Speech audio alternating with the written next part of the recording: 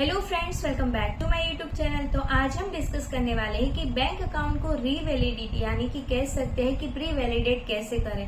कौन सी सिचुएशन में कि बैंक अकाउंट को रीवैलिडेट करना इम्पोर्टेंट बन जाता है, और अगर आपने बैंक अकाउंट को रीवैलिडेट करा भी है बट फिर भी फेल्ड हो जाता है तो इनके पीछे का रीजन क्या है, पूरा ही डिटेल में इस वीडियो में जानेंगे। तो प्लीज वीडियो को लास्ट तक जरूर देखिएगा, और अगर आपको वीडियो इन्फॉर्मेटिव लगता है देन वीडियो को लाइक शेयर जरूर कर दीजिएगा, जिससे हमें मोटिवेशन मिलता है। और अगर आप चैनल पे नए हो देन चैनल को सब्सक्राइब जरूर कर लीजिएगा ऐसे ही यूजफुल वीडियोस के लिए। तो आइए चलो स्टार्ट करते हैं। तो सबसे पहले तो यहाँ पे जान लेते हैं कि बैंक अकाउंट को रीवैलिडेट करना इम्पोर्टेंट क्यों है। क्योंकि आप जब भी कोई इनकम टैक्स रिटर्न फाइल करते हो और उसमें आपका रिफंड बन रहा है तो रिफंड सीधा ही आपके बैंक अकाउंट में क्रेडिट होता है, और वो बैंक अकाउंट अगर रीवैलिडेट यानी कि validated for refund, eligible for refund नहीं है तो आपको रिफंड नहीं मिलेगा। तो ऐसी वाली प्रॉब्लम की सिचुएशन आपको ना फेस करनी पड़े, इसीलिए आपने जो भी bank account income tax portal पे ऐड किया है इनको रीवैलिडेट करना यानी कि eligible for refund, validated for refund करना इम्पोर्टेंट है। तो ये तो हुआ वो बात, बट अभी ये भी जान लेते हैं कि कौन सी ऐसी सिचुएशन है जहां पे बैंक अकाउंट को रीवैलिडेट करना इम्पोर्टेंट है। तो यहाँ पे ऐसा है कि आपने जो भी बैंक अकाउंट ऐड करके रखा है वो आपने बैंक का ब्रांच चेंज किया, तो वहां पे आपका आईएफएससी कोड चेंज होगा। और ऐसा भी है कि आपका अकाउंट टाइप है वो चेंज हुआ, लाइक कि पहले आपका ज्वाइंट अकाउंट था बट वही अकाउंट में अभी आप प्राइमरी अकाउंट होल्डर यानी कि सिंगल नेम होल्डर अभी आपका अकाउंट ट्रांसफर हो गया है, तो वहां पे भी चेंज हुआ है। ऐसा भी हो सकता है कि जो भी आपने बैंक अकाउंट ऐड करके रखा है वो बैंक का मर्जर हो गया है किसी और बैंक के साथ, तो वहां पे भी आईएफएससी कोड चेंज होगा। तो ऐसी वाली सिचुएशन में भी रीवैलिडेट करना है।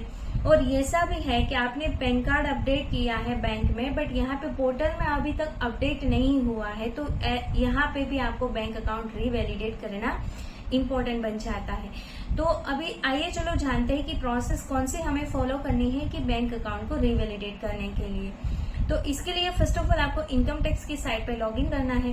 लॉगिन करने के बाद आपको यहाँ पे नेम जो लिखा है वहां पे माई प्रोफाइल बटन पे क्लिक करना है, एंड देन आपको यहाँ पे माई बैंक अकाउंट टैब पे क्लिक करना है।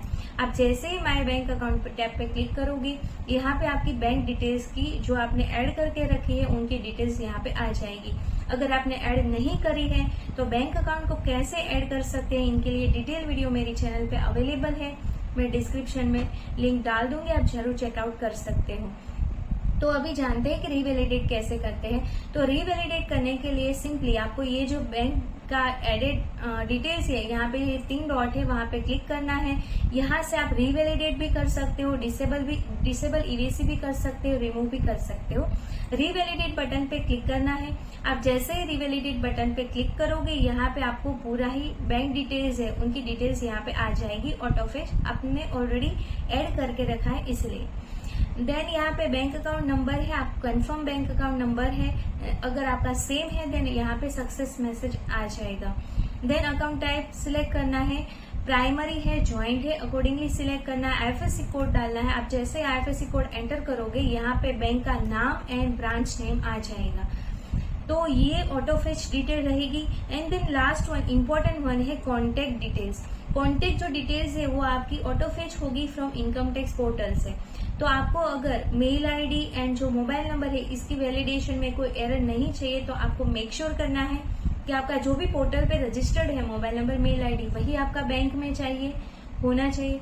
और वाइस वर्सा भी हो सकता है, लाइक कि बैंक वाला आपका अगर सही है तो वही आपको इनकम टैक्स पोर्टल में भी अपडेट करना है। तो ऐसे बेसिक से डिटेल्स आपको रीवैलिडेट करने के टाइम ऐड करनी है, एंड देन वैलिडेट बटन पे क्लिक करना है।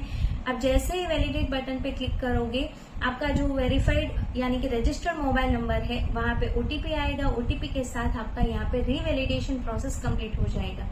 बट एक बात और क्लैरिफाई करूं कि रिफंड के लिए यहाँ पे mail ID and mobile number का वेरीफाइड अगर वहां पे एरर भी आ जाती है तो कोई टेंशन लेने की बात नहीं है, आपका रिफंड फिर भी प्रोसेस हो जाएगा। बट आपको मेक श्योर करना है कि आपका पैन कार्ड डेटा है वही आपका यहाँ पे वेरीफाइड हो, यानी कि नेम है, सरनेम है, डेट ऑफ बर्थ है, वो पूरा ही डेटा सही से लिंक हो एंड वही अपडेट यहाँ पे होना चाहिए।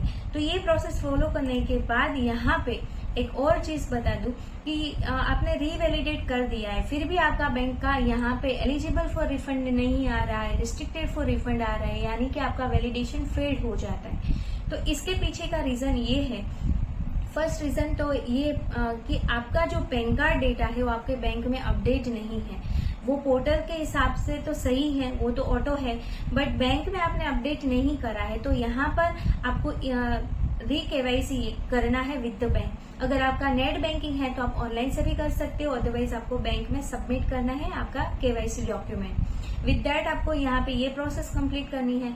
दूसरा ऐसा है कि बैंक का सर्वर डाउन हो सकता है, तो यहाँ पे डेटा एक्सचेंज में कोई मिसमैच है, तो उसके कारण यहाँ पे आपका वैलिडेटेड फॉर रिफंड के लिए बैंक डिटेल सक्सेस नहीं होता है। तीसरा रीजन ये भी हो सकता है कि आपने कोई कोऑपरेटिव बैंक ऐड करी है, तो ज्यादातर ऐसा है कि कोऑपरेटिव बैंक में थोड़ा ज्यादा वैलिडेशन में टाइम लगता है as compare to nationalize bank. तो यहाँ पे बेनिफिशियल यही रहेगा कि अगर आपका रिफंड बन रहा है तो आप नेशनलाइज बैंक ही सिलेक्ट करो फॉर रिफंड के लिए। तो ये पूरी ही बात हुई regarding problem and solution. But यहाँ पे ये जो रिस्ट्रिक्टेड रिफंड आ रहा है, इसका रीजन भी जान लेते हैं कि ये बैंक अकाउंट हमने रीवैलिडेट करा, फिर भी यहाँ पे रिस्ट्रिक्टेड रिफंड आ रहा है। तो उसके लिए ये 3 डॉट पे व्यू बैंक अकाउंट डिटेल्स पे क्लिक करना है। जैसे आप क्लिक करोगे, यहाँ पे ये जो रिमार्क्स लिखा है वो वेरी इंपॉर्टेंट है कि यहाँ पे आपको रिफंड मिलने में कोई दिक्कत नहीं होगी अगर आपका रिफंड अप टू ₹50 lakhs तक है तो। और ये जो एरर आ रही है, इसके पीछे का रीजन है कि आपका पैन कार्ड है वो बैंक में अपडेटेड नहीं है, तो आपको वो सेम बैंक में अपडेट करना है। बट अगर यहाँ पे सेफर साइड ये भी है 50 लाख तक का अगर आपको रिफंड है तो आ जाएगा, बट इसके ऊपर है देन डेफिनेटली आपको यहाँ पे बैंक के साथ आपका पैन कार्ड लिंक करना है। और अगर EVC के लिए भी करना है तो आपको mobile number and mail ID भी यहाँ पे, उसमें भी कोई वैलिडेशन एरर नहीं होना चाहिए, वो आपको मेक श्योर करना है।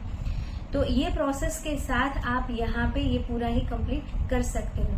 तो हमने पूरा ही डिटेल में समझा कि कैसे रीवैलिडेट करना है, इसके पीछे का रीजन क्या है, क्यों करना है, अगर फेड भी हो जाता है तो इसके पीछे का भी रीजन क्या है। आपको रीवैलिडेट की पूरी ही प्रोसेस हमने डिटेल में समझी, तो आई होप आपको पूरा ही डिटेल में समझ में आया होगा। अगर आपको कोई भी क्वेरी है देन जरूर आप मुझे कमेंट करके पूछ सकते हो। अभी मिलते हैं नेक्स्ट वीडियो में। Till then stay healthy, stay wealthy. Thank you for watching. Thank you.